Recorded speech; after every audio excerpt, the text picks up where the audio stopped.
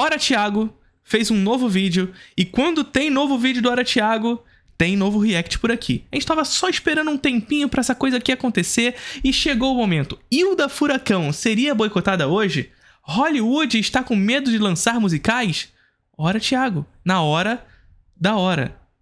Provavelmente ele vai estar falando aqui justamente dessa onda recente de alguns edits de filmes e novelas brasileiras que tá rolando no Twitter e também no TikTok. Inclusive eu cheguei a comentar sobre isso, sobre justamente a possibilidade de se inserir esses edits sobre o cinema brasileiro e sobre a história do cinema brasileiro no TikTok e fazer com que o jovem assista filme brasileiro. Porque se tem uma coisa que faz jovem hoje assistir filme, é edit no TikTok. Inclusive eu tenho uma história pra contar pra vocês. Irmão, portanto, da minha esposa, ele tem 15 anos.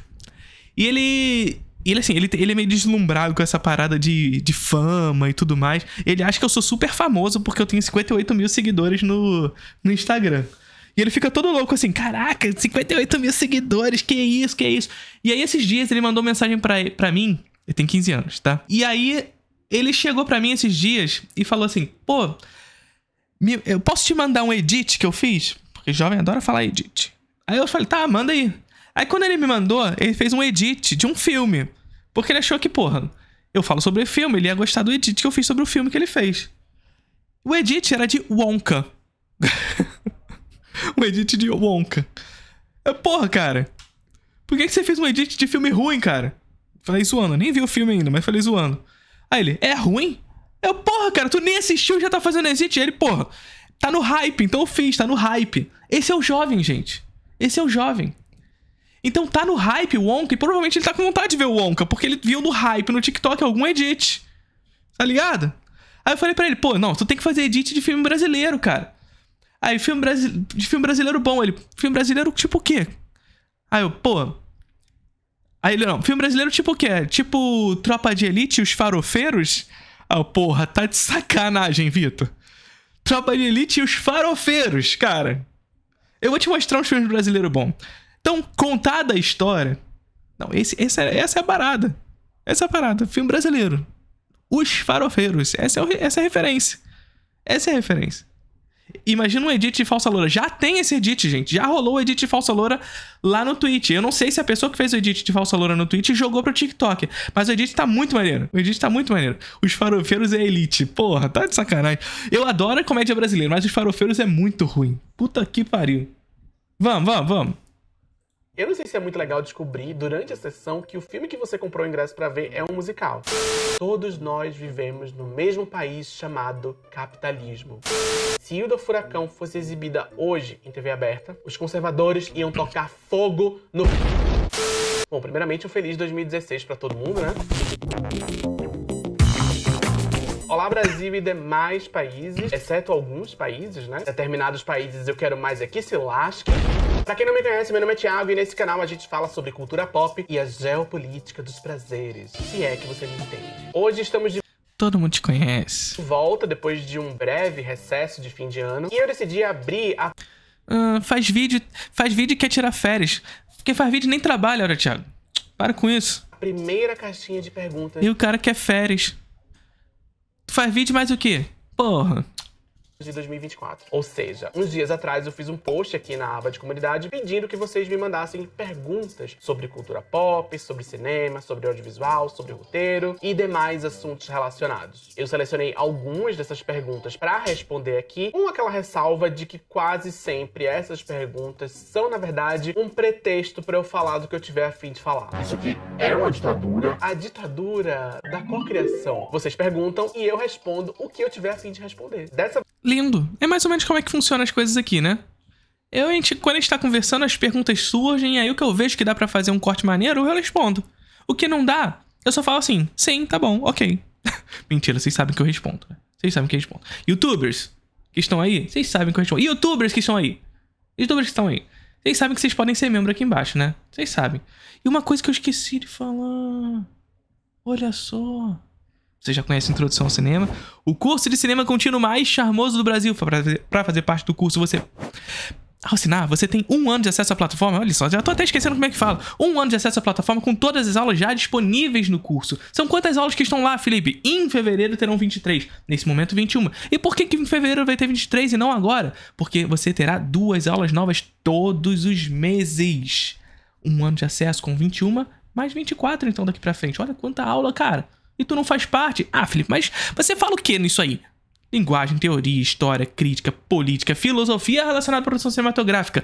Tem aula sobre cinema como espelho, a obra de arte na era da sua reprodutibilidade técnica, contra-interpretação, cinema clássico, cinema moderno, neorrealismo italiano. Vai ter aula sobre expressionismo, cinema e a pós-verdade.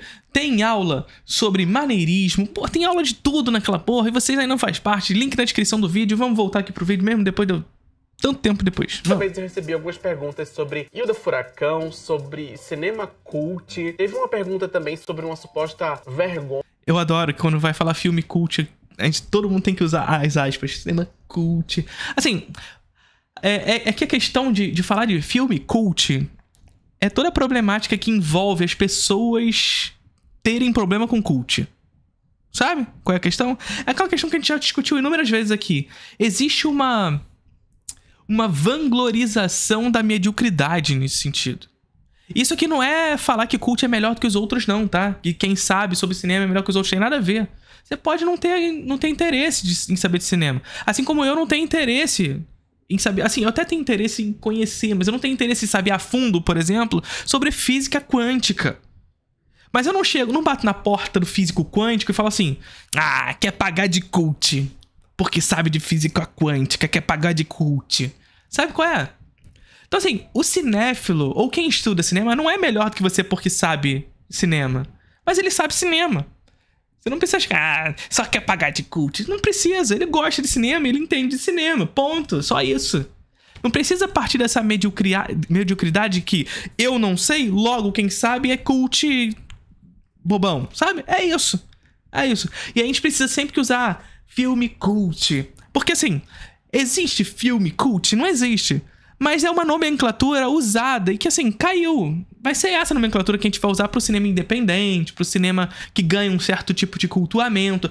Mas geralmente, depois desse culto à mediocridade, falar de filme cult significa falar desse filme pra uma galera que supostamente é insuportável. Sabe? Que Hollywood tá sentindo dos lançamentos musicais recentes. Enfim. Albert Einstein era tão cult que viu o Clube da Luta 6 vezes. Várias coisas. Eu vou falar sobre tudo isso e muito mais. Muito mais não. Mais. Mas antes, uma pequena satisfação aqui pra minha audiência, né? O ano acabou de começar. Quer dizer, que dia é hoje, né? Nem sei. Que o tempo, sabe? Ó. E eu tô com alguns roteiros saindo do forno, mas eu preciso de alguns dias ainda pra finalizar esse texto e pra gravar. O que significa que o próximo vídeo ensaio, daquele jeitinho ali que vocês gostam. Ora, Thiago, uma ideia na cabeça e a câmera na mão. Liga a câmera e começa a falar. Tá previsto pra mais ou menos daqui a uns 5 ou 6 anos, sendo bem otimista. Escrever roteiro não é exatamente a parte mais tranquila do processo que tá por trás dos vídeos que eu posto por aqui, né? Eu diria, inclusive, que o roteiro é a alma do babado. Ih, aí atacou os cinéfilos.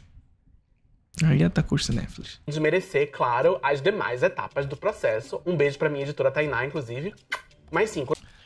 Pois é, ora, Thiago, porque veja, se você escrever o roteiro, não dá pra logar o roteiro no YouTube. Vamos combinar? Vamos combinar que não dá pra fazer upload de roteiro no YouTube? Então, assim, o seu rostinho, esse quarto rosa, tudo que você vai falar e o como você vai falar, é isso que faz as pessoas te assistirem. É claro que o que você vai falar e que você escreve no roteiro é maravilhoso. É incrível. Mas não tem como. O roteiro não dá pra fazer upload no YouTube. Quando eu tô escrevendo um roteiro de um vídeo que eu posto aqui, eu tento pensar no roteiro como uma narrativa completa, com começo, meio e fim, e um personagem principal extremamente carismático. Dito isso, roteiro é importante. Porque o roteiro é o que? Vocês já sabem. A gente já falou sobre o que é roteiro, vocês agora já estão craque nisso. Nunca mais vão errar nos grupos de Facebook, ao lado da tia que está lá nos grupos... Que só quem usa Facebook hoje é tia, gente. Pelo amor de Deus, se tu ainda usa Facebook, puta que pariu. O que tu tá fazendo? Só quem usa Facebook hoje é tia. É tia. E aí você vai hoje no grupo do Facebook da tia, de Eu Amo Cinema, e a pessoa vai falar, o roteiro desse filme é maravilhoso. Mas você vai falar assim, não, isso não é roteiro. Na verdade, roteiro é a estruturação da história. E o que é história, portanto? História é o tempo do acontecimento. É o tempo pelo qual a coisa aconteceu. O roteiro irá estruturar essa história para que depois vire narrativa. E o que é narrativa? É a maneira como contamos essa história. De acordo, portanto, com as técnicas utilizadas pela mídia que você irá contar aquela história. No caso do cinema, as imagens. As imagens. Percebe? Exemplificação que a gente já deu aqui inúmeras vezes. O professor em sala de aula. Ele vai contar a história da Revolução Russa. E aí, a Revolução Russa durou algum tempo. Durou o tempo do acontecimento e, portanto, a história. O professor em sala de aula, ele vai fazer o quê? Primeiro, antes de ir para a sala de aula, ele vai fazer o planejamento de aula, que é mais ou menos a sua roteirização. Ou seja, a estruturação da sua história. A estruturação de sua aula. O professor em sala de aula faz o quê? Vai lá e conta aquela história que ele estruturou no plano de aula e que teve um tempo específico na história. O tempo do acontecimento. Portanto, a narrativa é o tempo do narrador, que, no caso do professor, dentro de sala de aula, precisa contar toda a história da Revolução Russa em 2 tempos de aula. Ou seja, ele vai esculpir o tempo da Revolução Russa de acordo com os tempos de interesse, o que nos interessa para essa aula. Portanto, toda a narrativa, de alguma medida, é uma mentira, porque irá contar aquilo que lhe interessa, carregado, portanto, de ideologia. Lendo? Perfeito? Por isso não existe escola sem partido. Inevitavelmente, contar uma história, dar uma aula, portanto, é carregado de ideologia. Não há nada sem ideologia. Nada. Desculpa. Então sim, pra muita gente, incluindo profissionais do cinema e TV, o roteiro é a alma do babado. Tudo gira em torno dele. E se você compartilha dessa perspectiva, talvez seja interessante você conhecer o curso de roteirista da Rebaque, que tá patrocinando este vídeo. Muito obrigado. O curso de profissão roteirista Você conhece Introdução ao Cinema? Não vou fazer isso com a Thiago. As ideias mais incríveis em roteiros para cinema, TV e games, e em diferentes gêneros e formatos. São mais de 48 horas de aulas online ministradas por profissionais consolidados do mercado de audiovisual. Um mercado que Mas vou te falar que no Introdução ao Cinema tem 21 aulas. Mês que vem vai ter 23. E no seguinte 25. E no seguinte 27. E no seguinte 29. E assim por diante. E que oferece muitas possibilidades de trabalho. Desde a publicidade até filme, novela, documentário, games ou até mesmo vídeo ensaios no YouTube. Oiê! O curso também oferece tutorias individuais para todos os alunos com consultoria de carreira especializada. Ao final dos módulos, você vai ter um portfólio profissional para você apresentar para o mercado e construir a sua carreira. E com o cupom THIAGO2024, que está aparecendo aí na sua tela agora, você vai ter um desconto de R$200 não só nesse curso que eu acabei de falar, como em qualquer curso da EBAC, que oferece para você várias opções para facilitar o seu pagamento, incluindo, mas não limitado, ao parcelamento no crédito e no boleto. O link está na descrição aqui desse vídeo, ou você pode apontar o seu dispositivo eletrônico para esse QR Code que está aparecendo aqui na sua tela. Vai lá e aproveita. Agora sim, vamos para as perguntas. Começando pelas perguntas que eu recebi no Telegram, no grupo lá do Telegram, que é exclusivo pra galera que contribui lá no Apoia-se na Já falei pra caralho, isso vai começar agora. Categoria Orafãs VIP. Se você tem interesse em participar desse grupo e enviar perguntas, vai lá no Apoia-se que tem todas as informações por lá. A primeira pergunta que me mandou foi a Fernanda. Ela falou o seguinte: como é difícil entender o gosto por conteúdo duvidoso? Eu, politizada que sou, gosto e consumo bastante animes, que, no geral, têm narrativas que ofendem minorias por padrão. Por exemplo, muito machismo. Cresci com isso e ainda me divirto, mas depois fico mal quando aprofundo um pouco o pensamento sobre o que assisti. Por que eu consumo isso? Eu não deveria boicotar? Tem alguma coisa que você lê, assiste e não sabe se deveria gostar? Bom, provavelmente... Boicote não funciona. Várias coisas, tudo é problemático. Mas eu não sinto que eu tenho obrigação individual de boicotar nada. Até porque ninguém manda em mim. Mas será que eu tenho uma obrigação perante a sociedade de boicotar? Porque sim, quando a gente fala desse tipo de problema, machismo, racismo, transfobia, a gente sabe, assim espero, que esses problemas estão relacionados à coletividade e à estrutura de poder. Nós devemos coletivamente lutar contra todas as formas de injustiça. Mas eu não sei se boicote é a única ou a mais efetiva maneira de fazer isso em todos os casos. Não é. É zero efetivo, na verdade. O boicote é uma ação intimamente individual, porque não afeta absolutamente nada. Entretanto, todavia, como uma ação individual, se você se sente mal por estar fazendo, faça. Deixe de assistir. Essa é a parada, sabe? Então, assim, tem um diretor, uma diretora que fez umas merda e você não quer mais ver nada que saia daquela pessoa e tudo mais. Saiba que boicotar esse diretor, diretora, não significa absolutamente nada pra indústria ou pra aquele diretor. Porque é uma ação individual. E por mais que você se reúna com um determinado grupo de pessoas no Twitter, não significa nada. O Twitter é isso aqui, tá? Então, o boicote é uma ação individualista, tá? Não funciona. Ponto. Entretanto, todavia, o boicote pode ser um mecanismo, como o nome nos indica, individual. Ou seja, se você se sente mal em consumir determinada coisa, se você vai sentir melhor em não consumir mais, faz. Beleza? Eu também não quero ser a pessoa que fala que boicote não serve pra nada, que a vida é uma merda mesmo, que o mundo é injusto e que o melhor que a gente tem a fazer é simplesmente aceitar que todos vamos morrer um dia. Não. Isso, não é isso. Mas também não é tanto assim, calma, também, Thiago. Todos vamos morrer um dia. Não, a gente tem que fazer ações coletivas para que as coisas melhorem e tudo mais. Só que ações coletivas para as coisas melhores, ações coletivas nessa direção, não significa boicote, porque boicote é uma ação individual. Essa que é a parada. Agora, como eu disse, você não precisa deixar de fazer o boicote. Se você se sente melhor por fazer, faz. Não, eu não concordo com nada disso. E antes que alguém me pergunte, a resposta é não. Eu não pretendo consumir nunca mais nada relacionado a Harry Potter ou J.K. Rowling e continuarei julgando todo mundo que consome. Embora eu tenha plena consciência de que, no final das contas, eu não tenho o poder de obrigar ninguém a fazer nada, por enquanto. Então, cá entre nós... Desculpa, Thiago, eu adoro os filmes do Harry Potter. Aqui. Ignorando essa ridícula, eu devolvo a pergunta. Se você tá assistindo algo que você gosta, mas sente esse desconforto específico quando você se depara... E quando eu digo isso é porque os filmes do Harry Potter são melhores que os livros, tá? Os filmes do Harry Potter são melhores que os livros. Com uma piada machista ou uma representação racial problemática, por exemplo, o que te faz continuar assistindo? O que essa obra traz de bom, interessante ou construtivo pra você? E como que essas virtudes... Ora, Thiago tá me julgando agora. Desculpa. Se relacionam com os problemas dela. Como que uma coisa interage com a outra? Porque se você tá preocupada com essas questões, eu imagino que você seja uma pessoa interessada em engajar criticamente com aquilo que você assiste. E engajar criticamente com uma obra de arte não significa que você precisa eliminar essa obra quando ela apresenta problemas irreconciliáveis. Perfeito. É isso. É isso que a gente tava falando. O boicote é uma ação individual e, portanto, ela não tem funcionalidade prática, material. Essa que é a parada.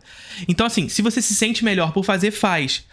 Mas saiba que isso não vai ter funcionalidade prática no mundo material. Nas escolhas materiais da parada. Um filme Harry Potter não vai deixar de vender. A J.K. Rowling não vai deixar de vender Harry Potter porque você deixou de assistir. Pode ter certeza disso. Agora, se você se sente melhor por fazer, faça.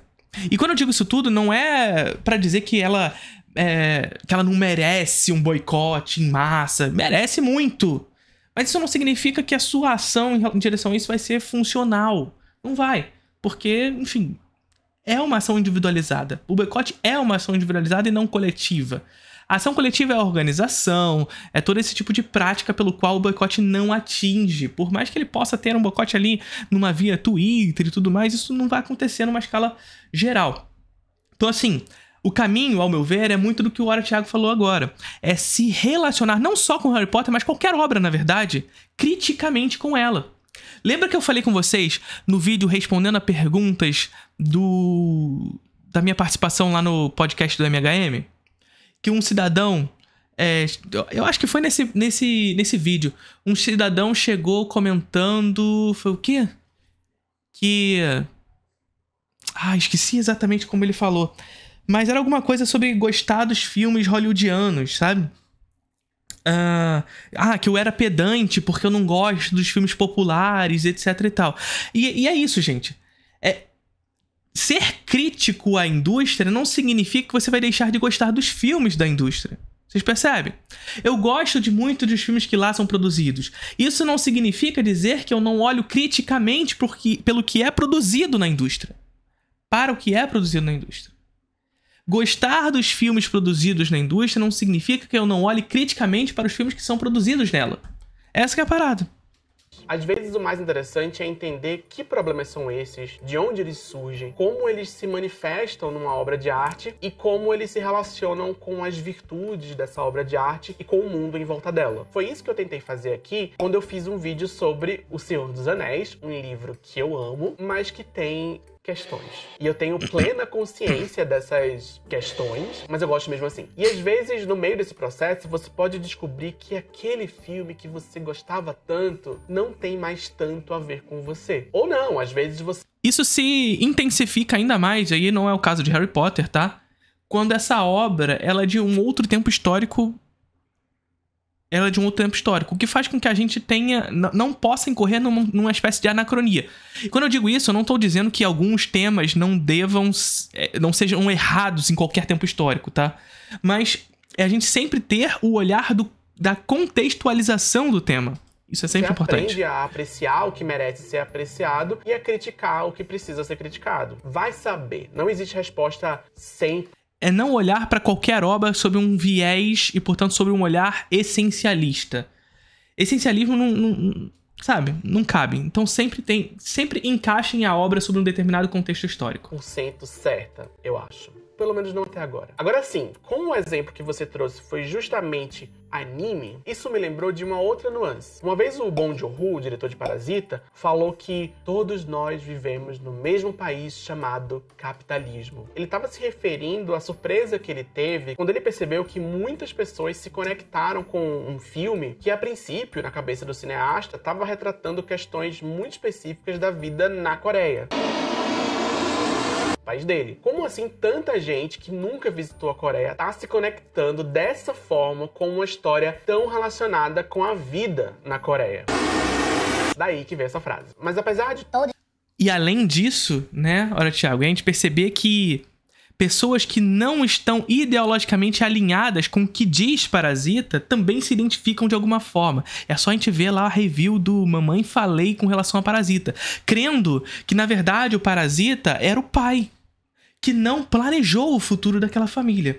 E aí a gente percebe que, na verdade, uma obra lançada ao mundo ela pertence, fazendo com que as possibilidades semânticas de um filme possam cair ideologicamente para qualquer lado.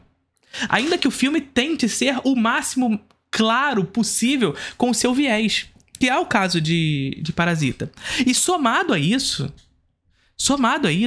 é ter a compreensão de que um filme como Parasita, que teve um sucesso comercial estrondoso e um sucesso artístico também estrondoso no mundo, nas premiações pelo mundo e não só pelo Oscar, porque o Oscar é uma premiação da indústria, como a gente já comentou por aqui, ter a compreensão de que, mesmo sendo um filme pelo qual o Bong Joon-ho sai com essa frase pra gente, que todos nós vivemos num mundo chamado capitalismo, esse mesmo capitalismo torna aquilo que o critica, aquilo que o ataca e, portanto, qualquer conteúdo de viés anticapitalista em inofensivo. Vocês percebem qual é a parada? Então, Parasita é um filme que trata dos problemas inerentes, das contradições inerentes ao capitalismo, mas que ainda assim atinge um sucesso comercial e torna-se inofensivo na medida em que se torna popular. Veja um outro caso também de um produto coreano, Round 6, né? o Round 6, que trata de um reality show, né? Crítico ao capitalismo e suas contradições, mas que posteriormente vira um produto de um reality show de verdade. Vê se isso não é as contradições do capitalismo. Um produto anticapitalista vira um produto capitalista mais ainda. Se intensifica a produção capitalista sobre um produto capitalista. A mercadoria vai ganhando novos contornos ainda mais acentuados e com contradições ainda mais exacerbadas. Round 6 é um produto, é uma mercadoria que visa comunicar ideias anticapitalistas. Mas que, a despeito disso, se produz um novo produto, um reality show, simulando o reality show da série, para produzir um reality show de verdade. E o que é isso se não capitalismo tardio? O acentuamento das contradições capitalistas, o acentuamento da transformação de tudo no mundo em mercadoria. E, portanto, em qualquer ideia anticapitalista, é inofensiva. Vocês estão entendendo? Todos nós vivemos no mesmo país chamado capitalismo. E de muitas das questões específicas sobre a vida na Coreia reverberarem na... E aí um filme como Parasita é um filme premiado. Vocês conseguem perceber? Vocês conseguem conceber quando o Parasita passa a ser premiado em tudo que é canto, ele vai se tornando cada vez mais inofensivo? Isso aqui eu não tô falando mal de Parasita não, tá, gente? Parasita é maravilhoso, eu adoro Parasita. Mas vocês conseguem conceber a ideia de quão mais premiado é um filme anticapitalista, mais ele se torna inofensivo? Porque mais ele vai adentrando nas entranhas das contradições capitalistas, que vai transformando esse produto em mercadoria e reafirmando a ideia do realismo capitalista. De que, olha, nós compreendemos as nossas contradições. E Parasita nos mostra as contradições do capitalismo. Vamos tentar resolvê-la. Mas como? Superando o capitalismo? Jamais. É mais fácil imaginar o fim do mundo do que o fim do capitalismo. Então o que a gente faz? Resolve de dentro. Filantropia. Sabe? Keynesianismo. E etc e tal. A vida de muita gente em vários países no mundo afora. As nossas vidas não são todas exatamente iguais. O filme tem que ser inofensivo para ser premiado, ou o ato de ser premiado é o que pacifica o filme? É o ato de ser premiado que pacifica o filme. Na verdade, mais do que isso, é o ato de transformar o produto em mercadoria que faz o filme se transformar em inofensivo. Porque veja só, Godard, Parasita, ou qualquer um desses filmes dito filme cult, ou do cinema independente, melhor dizendo, não são indústria-cultura, tornam-se. Vocês estão entendendo o que eu tô falando? Vocês estão entendendo o que eu tô falando? Então veja só, vou ler a pergunta de novo aqui do nosso querido. O filme tem que ser inofensivo para ser premiado, ou o ato de ser premiado é o que pacifica o filme? O que pacifica o filme é justamente a transformação do produto em mercadoria. A transformação da coisa em mercadoria. E quanto mais a coisa se produtifica, mais inofensiva ela vai se transformar. Mais inofensiva ela se torna. Percebe? E por que eu digo isso mais uma vez? Porque nem toda arte é indústria-cultura. Mas a indústria-cultura torna a arte indústria-cultura. E a indústria-cultura é autoritária e, portanto, está em todas as esferas da vida. Não há como escapar, senão pela superação das contradições capitalistas. Só que o capitalismo, ele nos oferece a ideologia do realismo capitalista. A ideologia de que qualquer ideia anticapitalista é utópica e, portanto, só há um caminho, o próprio capitalismo. E, portanto, por mais que nós saibamos das contradições do capitalismo, só nos resta solucionar o problema internamente. Solucionar o problema internamente. E como é que a gente soluciona o problema internamente? Filantropia, que é uma ação individualista. Fechando a torneira para não acabar a água do mundo. Tomando banho de 5 minutos. separando o lixo, ou seja, todas elas ações individuais. Por quê? Porque você vai culpabilizar o indivíduo pelo fracasso ambiental, pelo fracasso do capitalismo. Você culpabiliza, portanto, o indivíduo pelo fracasso do capitalismo. Pelo fracasso das contradições capitalistas, inerentes ao capitalismo. Percebe? Óbvio, senão a gente nem precisava assistir Parasita. Assistir filme, consumir arte, é uma maneira também da gente se conectar com o mundo, com diferentes vivências. Então talvez engajar criticamente com a forma como algumas animações japonesas supostamente ofendem minorias pode ser uma forma interessante de compreender como, por exemplo, o machismo se manifesta num produto cultural de outro país. E isso... A frase do tio João ela é emblemática porque ela resume isso tudo. É isso. O capitalismo falhou, falha e falhará em cada uma das sociedades onde ele puser os seus tentáculos que se baseiam na exploração do homem pelo homem. É perfeito. Pode te trazer ferramentas para lidar com o machismo na sua vida individual ou na esfera coletiva, aí, seja lá onde você mora. Essas foram algumas coisas que eu pensei quando eu li essa pergunta, mas dá para expandir esse assunto muito mais. Eu tenho certeza que o pessoal vai falar um monte de coisa sobre isso nos comentários, e contanto que ninguém use o que eu falei para defender a J.K. Rowling, tamo junto. Eu não defendi a J.K. Rowling, que fique claro. Abominável.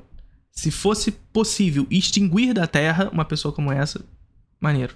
Próxima pergunta que me mandou foi a Luísa. Tô reassistindo Hilda Furacão e pensando, meu Deus, se isso fosse feito hoje, iam tocar fogo no Projac. Que essa pessoa não existisse, né? Claro que eu não tô falando de matar essa pessoa. Fogo no Projac.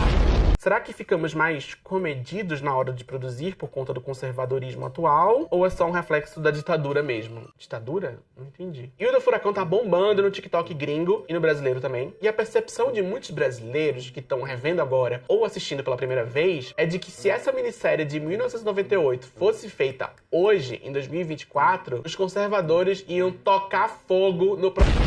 Será que o mundo tá ficando chato? Eu nunca assisti. Eu estou extremamente interessado nesse assunto, na repercussão que Hilda Furacão tá tendo no TikTok, tanto brasileiro quanto no gringo, mas eu não tive tempo de rever Hilda Furacão pra falar sobre isso de uma maneira mais assertiva. Mas eu acho que eu tenho algo a dizer sobre essas reações hipotéticas a produtos culturais de outros tempos. Será que estamos mais conservadores? Bom, ao mesmo tempo que a gente vê um beijo gay na novela e celebra isso, essa conquista surge no meio de muitas contradições. Para que um beijo como esse aconteça, muitos outros são cortados e boicotados. E ao mesmo tempo que a gente pode ter acesso, que a gente pode assistir uma quantidade interessante de produtos culturais diversos feitos no Brasil e no mundo afora, a gente também vem perdendo o contexto do que veio antes, porque as plataformas, de uma forma geral, não estão muito interessadas em preservar a história do cinema, em especial... Aquele gráfico é terrível, né? Mas de uma forma geral, não Esse gráfico é assustador. E ele nos demonstra aquilo que a gente já conversou inúmeras vezes, de como o capitalismo não é eficaz na preservação da memória. Veja só. Olha só como os produtos inseridos dentro das plataformas de streaming, elas estão majoritariamente, mais de 80%, talvez, 90% talvez, presentes a partir de 2010. Bizarro, né? Bizarro o que esses números nos mostram. Olha o Load aí, gente. Seja bem-vindo, Load. Muito interessadas em preservar a história do cinema, em especial o cinema LGBTQIA+, por exemplo. E aí... É isso, porque o capitalismo não é eficaz na preservação da memória. Essa é a parada. E não sendo o capitalismo eficaz de preservar a memória, por que isso acontece? Porque o capitalismo ele vai atender determinadas demandas ou construir determinadas demandas. E a construção de demandas no capitalismo ele depende de um interesse que envolve muita grana.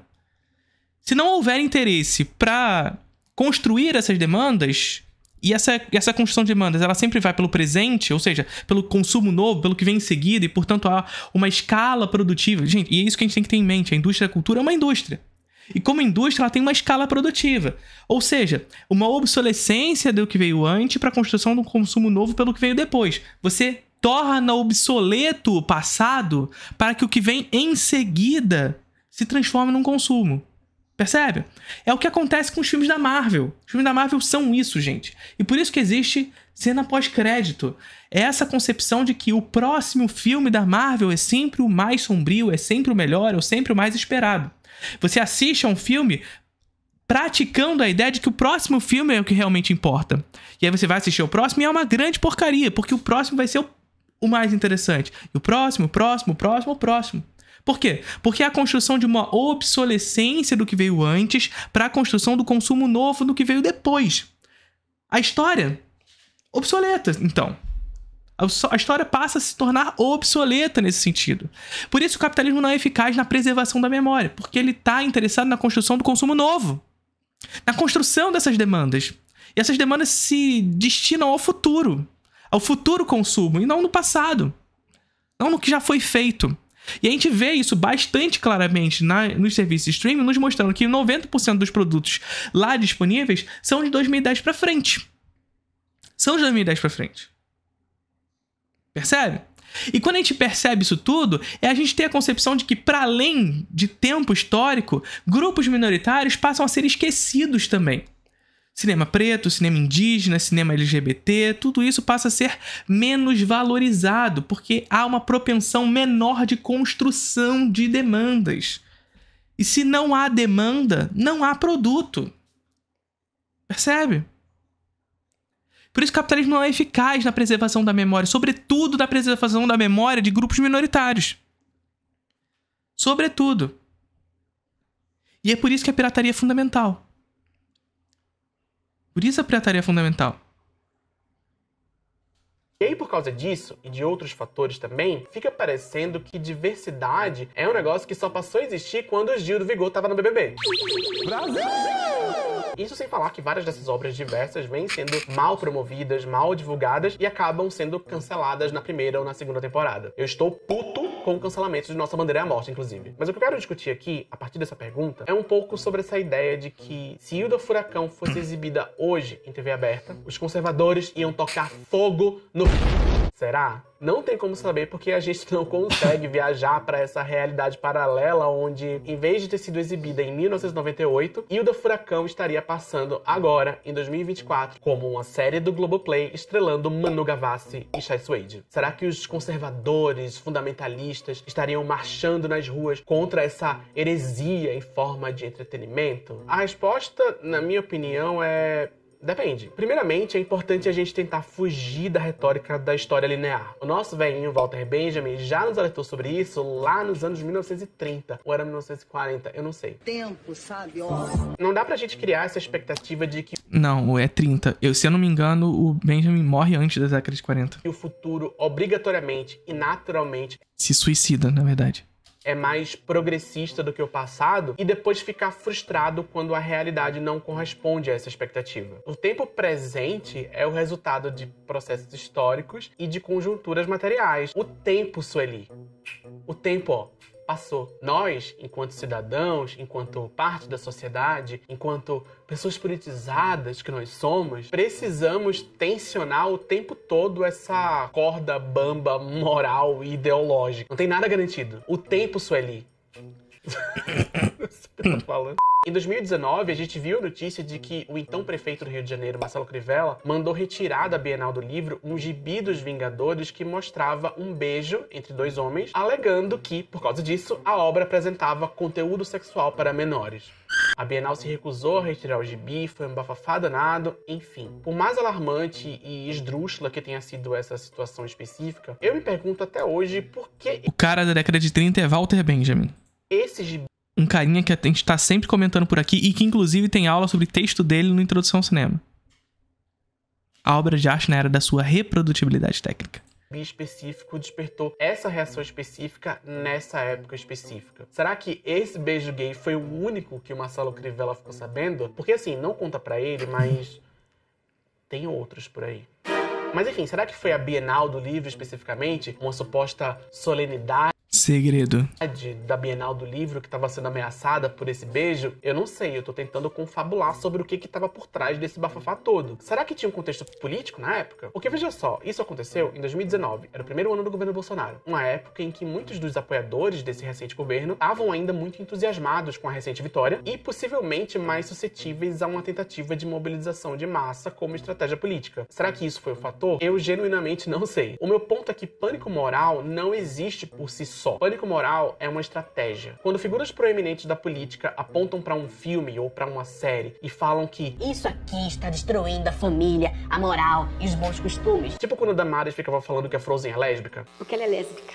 existe um discurso subliminar por trás dessas preocupações. É um discurso que inflama uma base conservadora, que garante alguns votos em ano eleitoral, que constrói consenso sobre um projeto de lei específico, sobre uma tentativa de golpe de Estado, ou que serve como um termômetro da opinião pública sobre um determinado assunto. O fato de Hilda Furacão não ter despertado uma mobilização política conservadora relevante em 1998 não significa que o mundo era menos conservador em 1998. Eu não acho que uma minissérie de 30 capítulos exibida no horário das 22 horas é um termômetro muito apurado do pensamento político de uma época. É um recorte considerável, porque essa minissérie teve bastante audiência, principalmente considerando a faixa de horário em que ela era exibida, mas ainda assim é um recorte, e esse recorte tem as suas limitações. É importante lembrar que Hilda Furacão foi exibida no mesmo ano de Torre de Babel, uma novela que o autor se viu forçado a literalmente explodir um casal de lésbicas por causa da rejeição do público. As duas coisas, Hilda Furacão e a explosão das lésbicas,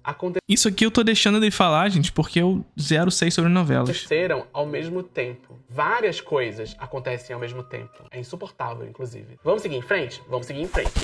Eu queria lembrar a você que este lindo canal é mantido majoritariamente através de financiamento coletivo. Se você acha, se você sente Esse canal também. Então seja membro aqui embaixo, tá?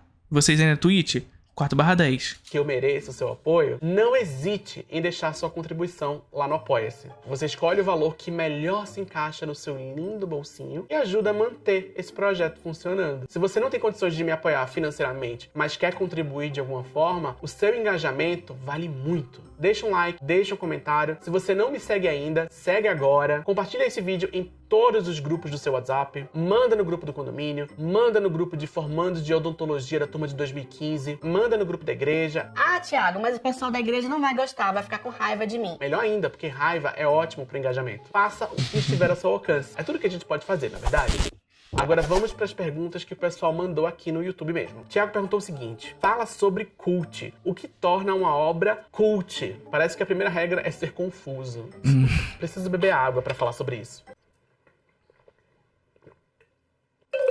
Vamos lá. É cult ou cult? O que torna uma obra cult? Ô, perguntinha, viu? Bom, a palavra cult já vem sendo jogada pra lá e pra cá há muito tempo e perdendo um pouco ou muito do seu sentido nesse processo. É mais ou menos o que acontece com outros termos, tipo camp, kit e lugar de fala. Mas eu não tô aqui pra dizer que Este é o verdadeiro significado desta palavra e você jamais deve usá-la de outra forma. faça o que você quiser com a palavra, mas se você puder passar um paninho, depois eu agradeço. De uma forma geral, se diz, ou se dizia, que um filme se torna cult quando ele conquista uma fanbase relativamente pequena, mas bastante entusiasmada, fora do circuito mainstream. Ora, nem sempre é exatamente isso que acontece e dá pra complicar bastante essa definição se a gente quiser perder um tempinho. De qualquer forma, pra resumir aqui, eu diria que um típico filme cult costuma ou costumava ser um filme flopado nas bilheterias, ou um filme que sequer entrou em cartaz nos grandes cinemas, ou ficou em cartaz por um tempo muito reduzido nesses grandes cinemas, mas que se tornou muito querido por um nicho específico de pessoas. Por exemplo, Essa definição é uma definição que muito se praticou e tudo mais, mas ela vem ganhando outros contornos, sobretudo na contemporaneidade, onde o jovem cada vez mais se relaciona com o passado de maneira cada vez mais próxima. O que eu quero dizer? O jovem hoje lida com 5 anos atrás como velho. Você tem ideia disso? Então, por exemplo, se você pegar um filme como Jurassic Park, do Steven Spielberg, sucesso comercial, portanto, hoje é cult. Sabe qual é? Então, a gente até pode dizer que o cinema cult, é o que o Thiago tá falando aqui, porque essa de fato é a definição mais usada historicamente, de certa forma. Esses filmes que não obtiveram sucesso comercial e, portanto, um engajamento de público, mas que posteriormente ao seu lançamento começa a ganhar esse contorno de cult. É o que aconteceu com Speed Racer, por exemplo, sabe? Então, veja... Só que hoje, o jovem lida cada vez mais, por conta da velocidade, da contemporaneidade, onde o intervalo do surgimento de uma técnica e outra é cada vez mais curta, onde o intervalo do surgimento de um filme e outro é cada vez mais curto, fazendo com que haja a noção, de fato, de que o que importa é sempre o próximo, aquilo que a gente conversou até agora, né? Essa concepção de uma obsolescência do que veio antes para a construção de algo novo no que veio depois, uma produção cada vez mais massificada e tudo mais, o jovem lida com o passado recente como mais antigo do que já foi antes. Então, por exemplo, pra vocês terem uma ideia, ali nos anos 2000, a gente assistia na sessão da tarde filme da década de 80. E tá tudo bem. Tá ligado? E tá tudo bem ver esses filmes da década de 80. Eu até conversei com o Edson lá no Manual do Meu Moderno, por exemplo, que a gente assistia, por exemplo, Enigma de Outro Mundo na tela máxima, sabe? Naquela quente, melhor dizendo. Na sessão da noite da Globo e tudo mais. A gente assistia Enigma de Outro Mundo, filme da década de 80. Sabe qual é? Então, existe essa distinção. O jovem de hoje... O espectador de hoje lida com o passado como velho cada vez mais cedo.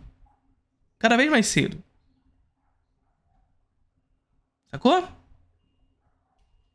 Entusiastas de ficção científica, fãs de filme de terror ou a comunidade LGBTQIAPN+. Um exemplo relativamente recente que me vem em mente é o filme Garota Infernal, de 2009, que foi um fracasso de bilheteria em grande parte por causa de decisões de marketing, mas que mesmo na época conseguiu conquistar um público muito entusiasmado, formado majoritariamente por meninas lésbicas e bissexuais que tiveram suas sexualidades despertadas por Megan Fox e Amanda Seyfried e viram nesse filme, conscientemente ou não, uma representação muito interessante do desejo e da libido feminina. Foi essa fanbase lindo, filmaço! que manteve esse filme sendo discutido por muitos anos depois do seu lançamento, e é provavelmente por causa dessa fanbase que Garota Infernal é considerado hoje um clássico cult, não só por mulheres lésbicas e bissexuais, mas também por outros seres menos evoluídos na escala cósmica do universo. Mas eu acho que mais importante que procurar um significado definitivo para a palavra cult é a gente se perguntar para quem o referido filme é considerado cult. Pegando o exemplo de Garota Infernal, a gente está falando de um filme que foi feito pro circuito mainstream. O roteirista do filme tinha acabado de ganhar Oscar, inclusive. Pra além de todas essas questões das escolhas de marketing do filme, também teve todo um boicote em cima do nome da Megan Fox, né? Porque a Megan Fox, ela tinha recentemente, se não me engano a história aconteceu mais ou menos nessa época mesmo. A Megan Fox tinha recusado voltar pra Transformers e o Michael Bay fez todo um boicote da Megan Fox dentro do circuito industrial. O que fez com que houvesse um grandíssimo problema envolvendo o nome dela dentro da indústria e ela não conseguisse conquistar novos papéis. Ela aceitou fazer o Garota Infernal, recusando fazer Transformers. E após isso, ela meio que flopou na indústria. Mas não flopou ao acaso. Ela flopou justamente por conta de uma ação calculada.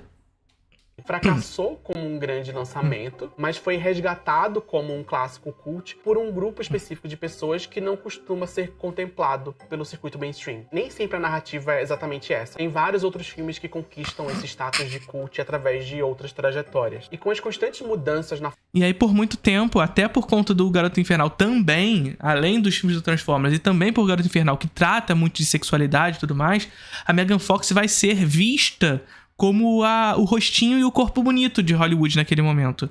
E que não tinha muito mais a oferecer, e portanto era fácil escantear ela naquele momento. Foi fácil para que houvesse esse boicote dentro de Hollywood, na medida em que essa era a imagem que a Megan Fox ainda tinha. E a escolha dela em não voltar para Transformers era justamente tentar se desvincular dessa imagem que ela tinha. Ela estava tentando construir uma carreira fora desse circuito Transformers. Só que foi boicotada. a forma como a gente consome mídia, o próprio termo cult vai se transformar. Nunca entendi muito o hype da Megan Fox. Eu acho ela tão sem sal. Porra, não tem como, que isso? Megan Fox é incrível. Mas assim, além disso, a Megan Fox é uma boa atriz. Ela é uma boa atriz. Ela é uma boa atriz. Assim, quando eu digo que ela é uma boa atriz, eu não tô falando que ela é uma excepcional atriz. Ela é uma boa atriz. Percebe? O boicote em cima dela não faz sentido, levando em consideração o que há em Hollywood. O boicote em cima dela foi estritamente por suas escolhas naquele momento. Formando com o tempo. Com a popularização do VHS nos anos 80 e do DVD e do Blu-ray anos mais tarde, a experiência individualizada de consumo foi ganhando cada vez mais espaço. De repente, a sua coleção individual de DVDs que você sozinho guarda na prateleira da sua casa te torna uma pessoa mais culta, mais cinéfila que os outros. O cinema, o gosto pelo cinema, o apreço pelo verdadeiro cinema se torna um signo de distinção. Eu sou muito mais cinéfilo do que você. Talvez venha daí o ranço que algumas pessoas têm com esse cinéfilo estereotípico. Inevitavelmente vai ter uma questão de classe envolvida na construção de termos como cult, ou na própria ideia de cinema de verdade, de arte genuína. Hoje a gente vai ter cada vez mais a presença de produção e consumo condicionados a algoritmos, que vai complicar ainda mais as definições sobre o que é cult e o que não é cult. E é dentro desse ecossistema que surgem fenômenos como, sei lá, a A24, uma empresa avaliada em 2,5 bilhões de dólares, segundo um relatório do ano passado, que produz filmes com ares de cult, que apelam para um nicho específico de pessoas, ou alguns Cinema independente. nichos de pessoas. Uau, o novo da A24. O cinema contra-hegemônico. O cinema alternativo. A salvação de Hollywood. A resposta do verdadeiro cinema às produções sem alma de Hollywood. A gente ouviu essa história antes. Caralho, meu Deus do céu. Obrigado, Thiago. Eu tava sozinho. Pelo menos aqui no YouTube eu tava sozinho nessa. Muito obrigado. Muito obrigado, Thiago. As pessoas precisam ouvir isso, cara. E quando a gente fala isso, a gente não tá falando que a gente não gosta dos filmes da 24, por favor. Seus filmes são bons. Só que aquilo que a gente conversou lá no início do vídeo, gostar de determinados filmes não significa que a gente não deva olhar criticamente sobre esse produto, sobre como esse produto é realizado. E sinto muito, vocês gostam mais da empresa do que do filme. Você gosta mais da empresa do que os seus realizadores. Vocês têm fetiche por empresa. Pelo amor de Deus, gente. Vamos acordar pra isso. Próxima pergunta.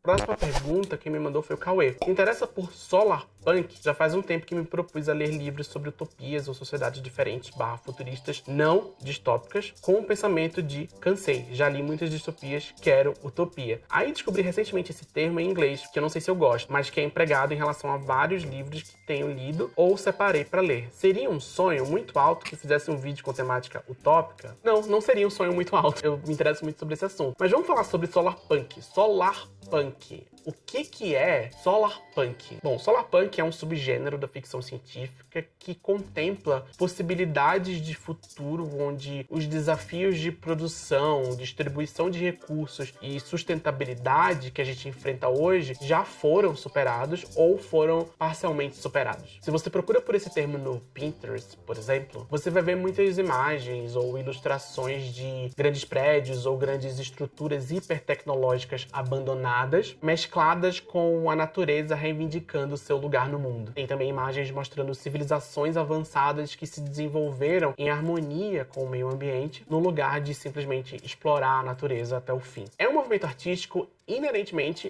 anticapitalista, óbvio. Ou seja, o que se esconde por trás dessas ilustrações muito bonitas, na verdade, é muita lacração e ideologia de gênero. É pra ver elementos de Solarpunk em livros como Ecotopia, do Ernest Callenbach, ou Os Despossuídos, da Ursula K. Le Guin. No cinema, o primeiro exemplo que me veio na cabeça é o filme Nausicaa do Vale do Vento, do Hayao Miyazaki. Mas Solarpunk não é um subgênero tão consolidado no mainstream como, por exemplo, Cyberpunk ou Space Opera. Então, o mais comum comum, pelo menos no cinema, é a gente ver elementos de solarpunk mesclados com outras influências. Como deu pra perceber, eu sou muito interessado nesse assunto e na discussão sobre utopias de uma forma geral. Solarpunk tem muito em comum com o afrofuturismo, inclusive solarpunk é influenciado pelo afrofuturismo. Eles se influenciam mutuamente também, em especial nesse sentido propositivo de imaginar possibilidades de futuro fora da lógica capitalista, fora da lógica extrativista e exploratória de produção e de crescimento, ou seja, lacração. E eu acho que tem muito aprendizado coletivo que a gente pode tirar do simples exercício de imaginar possíveis utopias. Não no sentido de negar a realidade, de não enxergar a realidade, mas sim na lógica propositiva de imaginar alternativas e possibilidades além das utopias tecnológicas prometidas por gente tipo Elon Musk. Sei lá. Vai-te embora pra Marte, meu filho. Tá esperando o quê? Enfim, talvez eu fale mais sobre isso num vídeo maior. Próxima pergunta. A próxima pergunta que mandou foi o Alisson. Já assisti o Planeta dos Abutres na HBO Max, me fez pensar muito sobre como a filosofia ocidental tem a separação natural versus humano, razão versus emoção. No desenho isso é bem extrapolado de maneira bem bonita. Se assistir, espero que goste. Beijos. Planeta dos Abutres. Já assistiu o Planeta dos Abutres? Não. É muito legal. É uma minissérie animada lançada no ano passado, tá disponível no HBO Max, e a trama acompanha os sobreviventes de uma nave espacial que assisti. sofreu um Mais uma acidente pergunta que a gente vai num planeta ficar... alienígena chamado Vesta. É Vesta? Vesta? O grupo se divide e cada um deles se depara com diferentes desafios, causos e babados. A animação em si é bem interessante, é bem inventiva, bem diferente. A série mostra visualmente esse planeta como um lugar cheio de vida e cheio de história. Quando eu digo cheio de vida, eu não tô falando literalmente, não. Eu não tô falando que esse lugar tem muitos seres vivos. Eu tô falando que esse lugar parece um lugar vivo, que existe, que é real, que tem história, que é antigo, onde muitas coisas acontecem e podem acontecer. É deslumbrante, enche o olho, sabe? Me lembra algo no limiar entre o Mobius e o Miyazaki, alguma coisa por aí. E tem essa pegada de mostrar a natureza em si como algo que é integral, que faz parte da experiência humana, não como algo separado da vida humana. Só que a natureza que a gente está assistindo é alienígena, então é mais perturbador do que, sei lá, solarpunk ou algo nesse sentido. E quando eu tava assistindo, eu me lembrei da trilogia Xenogênese da Octavia Butler, que mostra um planeta alienígena super avançado, mas que todos os avanços tecnológicos, incluindo naves espaciais, são manipulações de formas de vida orgânica. A tecnologia é viva, organicamente viva, o que é bem perturbador porque a Octavia Butler usa esse cenário para discutir colonialismo, dominação, imperialismo e eugenia. Só coisa boa, né? Recomendo bastante, tanto a trilogia Xenogênese como Planeta dos Abutres. Próxima pergunta. Vamos ver se essa próxima pergunta tem como opinar. Que me mandou foi a Ana. Tem recomendações de outros canais que fazem vídeos parecidos com o seu em português? Eu conheço bastante gente que analisa coisas em inglês, mas em português não sei de quase ninguém que vai tão profundo quanto você. Parabéns pelos vídeos, curto muito todos. Obrigado. Eu tenho sim algumas... Vamos ver quais são os canais indicados para ver se inclusive vem a ser aqui canais importantes pra gente reagir também. Recomendações. Se você gosta de vídeo ensaios sobre arte, estética, cultura geek, com análises que fogem do senso comum, eu recomendo o canal Quadro em Branco, que na verdade é muito maior e muito mais legal que o meu, mas talvez Recomendadíssimo. tenha alguém aqui me assistindo que não conhece ainda, então fica aqui minha dica. Se você tá procurando um olhar crítico sobre cultura pop, com uma perspectiva dissidente, antirracista, LGBTQIAPN+, tem o canal Sociocrônica, que eu também gosto bastante. Se você Já reagimos aqui também. gosta de cinema, de audiovisual e tá interessado numa cobertura mais do que tá acontecendo agora, essa semana, mas sem perder a profundidade, eu recomendo o canal do PH Santos, uma pessoa que eu admiro bastante e que faz Já reagimos muitas vezes aqui também. um conteúdo muito consistente, com muita qualidade, sempre fugindo da superficialidade. Se você quer acompanhar reflexões sobre cultura pop, raça e sexualidade, fica aqui minha indicação do canal Corpo Negro Mídia Branca, do Juno Senna, que já Ainda não assistimos. Vamos guardar. colaborou em alguns roteiros aqui no canal. É um trabalho feito com muita qualidade, com muita nuance, com muito cuidado. E os temas que esse canal cobre são bastante interessantes. Ele fala bastante de anime também, que eu sei que é um segmento que muitas das pessoas que me assistem gostam, mas eu não falo tanto. Se de repente é isso que tá faltando na sua vida, fica aqui minha recomendação. Saindo um pouco do universo de cultura pop, eu vou indicar também o Normose, um canal que cobre política, história e estética. Lindo. e que faz um trabalho muito importante aí no cenário dos debates políticos conduzidos no Brasil. Vou indicar também a Mari Sigvolt, que não faz exatamente vídeo ensaios propriamente ditos, mas que tem um conteúdo muito bacana, muito profundo, muito interessante, tanto aqui no YouTube como no TikTok e no Instagram dela também. Ela fala sobre representações indígenas, principalmente na literatura, mas na cultura pop de uma forma geral também. A galera do Mimimídias foi uma referência muito importante quando eu tava entendendo. Nunca peguei nenhum vídeo do Mimimídias também. É um canal que de repente dá pra gente pegar alguma coisa legal. Entendendo que tipo de conteúdo eu queria fazer aqui no meu canal. Então é também um canal que eu indico bastante. Vou indicar também o canal do André Alves, que tem um projeto aqui no YouTube chamado Psicanálise Selvagem, onde ele fala, óbvio, de psicanálise olhando pro cinema e pra cultura pop de uma forma geral. Eu imagino que todo mundo que me segue já conhece a Mikan, mas eu vou indicar mesmo assim porque, além dela fazer um conteúdo muito bom, muito profundo, nunca consegui pegar nenhum vídeo pra trazer aqui pra Mikan e quero. Muito interessante, com muito cuidado, muita pesquisa. Ela é minha amiga pessoal, então eu vou indicar. Por que não? E pra quem fala inglês, eu recomendo os canais da Princess Weeks, da Jessie Gender e a Shane Spear. Eu tenho acompanhado bastante o conteúdo delas ultimamente. Os links vão ficar aqui na descrição do vídeo. Próxima pergunta. A próxima pergunta que mandou foi o Fer. O que você acha dos musicais que estão sendo lançados com trailers que não dão nenhuma indicação de que o filme é um musical? Eita, nós, eu sei exatamente do que você tá falando. Parece que Hollywood tá com vergonha, né, de fazer musical. Quer dizer, de fazer não. De falar pras pessoas que aquele filme que eles estão fazendo é um musical. Eu não sou nem de longe a primeira pessoa a falar sobre isso, mas eu acho que eu tenho umas coisinhas a acrescentar nessa discussão, sim. Então vamos lá. Tudo começou no final do ano passado por causa dos trailers de Meninas Malvadas e Wonka, que saíram ali mais ou menos na mesma época, e que, se você não tivesse inteirado sobre os bastidores da produção desses filmes, você jamais poderia imaginar pelos trailers que eles são musicais. You're never gonna believe what I found this morning. Your burn book. O que é uma decisão de marketing bem esquisita, porque eu não sei se é muito legal descobrir durante a sessão que o filme que você comprou o ingresso pra ver é um musical. A não ser que você goste de musicais, claro. Aí beleza, tem mais chance de você curtir a experiência. Mas a pessoa que não gosta provavelmente vai ficar com raiva por ter sido pega de surpresa. O que tá por trás dessa decisão? Bom, de acordo com alguns relatos de profissionais... Isso mostra pra gente como o gênero é uma mercadoria também. É uma tentativa de encaixotar os filmes dentro de caixinhas mais fáceis de serem vendáveis. Determinados gêneros, em razão de serem, de vir ganhando em determinado tempo histórico um caráter mais difamado, um caráter menos vantajoso, eles acabam sendo menos praticados em razão de outros. Mas percebe como o gênero ele acaba sendo também uma ferramenta de construção de público? Você transformar o filme em determinado gênero, falar que o filme é determinado gênero, faz com que as pessoas vão ou não a determinado filme. Que trabalharam na produção desses trailers, isso tem a ver com as exibições teste que os estúdios fazem antes do lançamento. Isso não significa dizer, é importante que se diga, isso não significa dizer que não haja gênero, que o gênero não seja possível de ser estudado, porque o gênero tem códigos específicos pelos quais determinados filmes carregam. Entretanto, é importante que a gente tenha um olhar para os filmes para além de uma definição única sobre o gênero. Porque os filmes eles podem se utilizar de determinados gêneros como ferramenta narrativa também. É o que eu digo, por exemplo, sobre o melodrama, que tem aula na Introdução ao Cinema, que é um gênero cinematográfico pelo qual muitos filmes se classificam de tal forma, mas que em outros o melodrama é utilizado como ferramenta narrativa. Então veja, por exemplo, que um filme como... sei lá, um filme de super-herói é um filme que vai se utilizar de características melodramáticas para contar a sua história. Então, no meio do processo do filme, você vai ver melodrama ali inserido. Assim como o terror. O terror vai se utilizar de ferramentas melodramáticas para contar a sua história. Então, muitos gêneros passam a ser ferramenta narrativa, meios de como contar determinada história, pelo qual nem mesmo ele faz parte. Então, assim... é possível classificar filmes de acordo com gêneros? Claro, mas nem sempre a gente tem que ficar ficcionado na ideia de que todo filme tem um gênero único. Essa é a parada.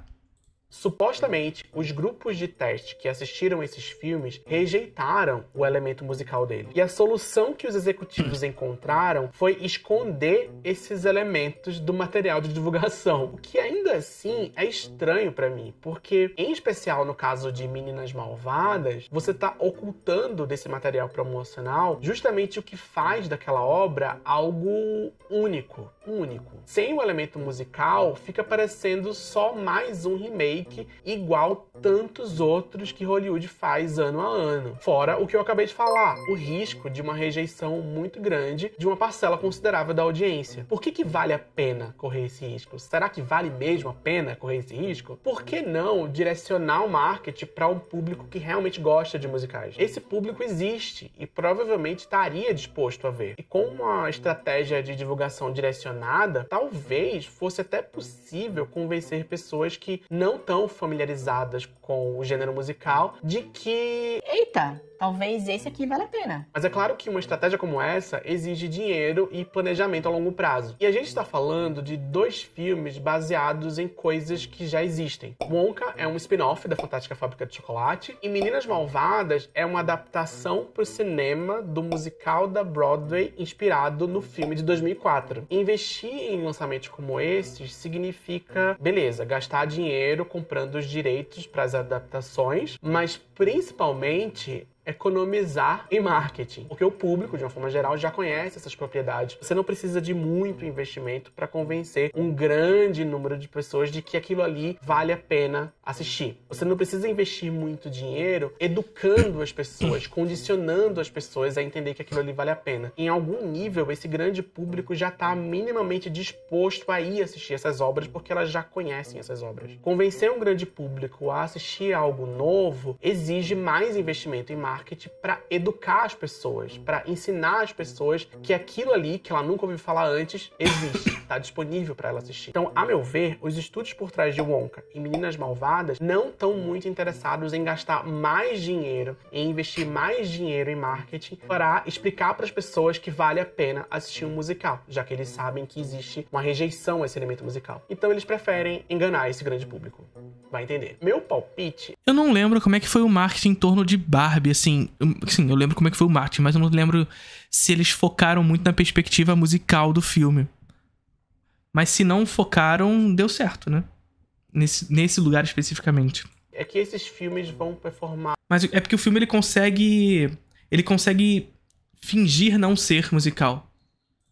mal ou vão performar menos do que os estúdios estavam esperando, e por causa disso vai ter um monte de declaração para a imprensa desses executivos dizendo que o grande público não gosta de coisas diferentes, não está disposto a conhecer coisas novas, e usando essa desculpa para continuar nos próximos anos produzindo sempre mais do mesmo. E olha que a gente não tá falando nem de duas produções originais, a gente tá falando de duas produções baseadas em coisas que já existem.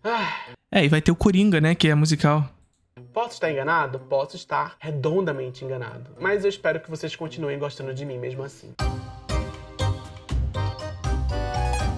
É isso. Ora, Thiago, sempre maravilhoso. Deu pra gente traçar alguns comentários aqui sobre o que ele disse. E... curtiram o vídeo?